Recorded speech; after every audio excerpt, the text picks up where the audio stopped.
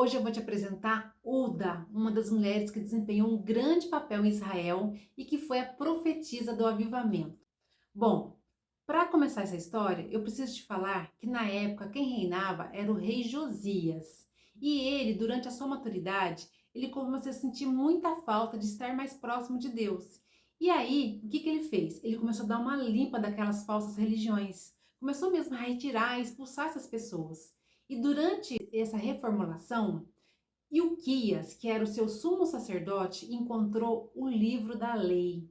O que é isso? O livro da lei foi aquele livro escrito por Moisés. Sim, escrito por Moisés. E esse livro, chamado como Pentateuco, porque eram os 5 primeiros livros da Bíblia. Era o princípio da revelação de Deus aos homens, ou seja, aqueles 5 primeiros livros da Bíblia, que era Gênesis, Êxodo, Levítico, Número e Deuteronômio. Então, isso foi uma relíquia, foi um grande achado. E aí, naquela época, quem fazia a transmissão dessas mensagens eram os profetas. E o rei tinha 2 grandes profetas ao seu lado, que eram Jeremias e Sofonias. Mas ele não foi atrás deles, ele foi atrás de Uda.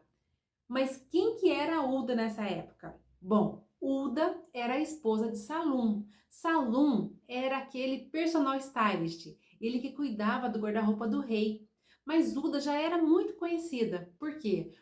Pela sua fé, pelo seu entendimento da palavra de Deus e provavelmente o rei Josias sabia disso e foi atrás dela. Então esse fato mostra que Deus usou Uda para dar seu testemunho e transmitir as mensagens para o sacerdote e o rei. E ela tinha tanta compreensão dessa oportunidade e dessa responsabilidade de ser um canal de transmissão das mensagens de Deus, que toda vez que ela fazia isso, ela começava com a frase: "Assim diz o Senhor". Diante disso, todas as mudanças ocorridas pelo rei Josias foram baseadas nas palavras de Deus recebidas por meio de uma mulher. Então, tem 2 fatos importantes que a gente deve levar em consideração. Uda foi a prova viva do trabalhar de Deus. Como sabem, Israel era uma sociedade patriarcal. E Josias também foi usado, porque ele foi o último rei dos reis justos de Judá. E nesse período, o país experimentou uma grande renovação espiritual.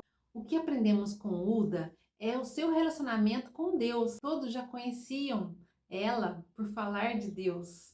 E às vezes a gente precisa, e a lição que ela traz é isso, né? A gente precisa falar mais de Deus. Já tinha profetas que faziam isso, mas não é porque ela não era profeta até então que ela não deixava de falar de Deus. Então a gente também precisa fazer isso, né? Veja o meu caso.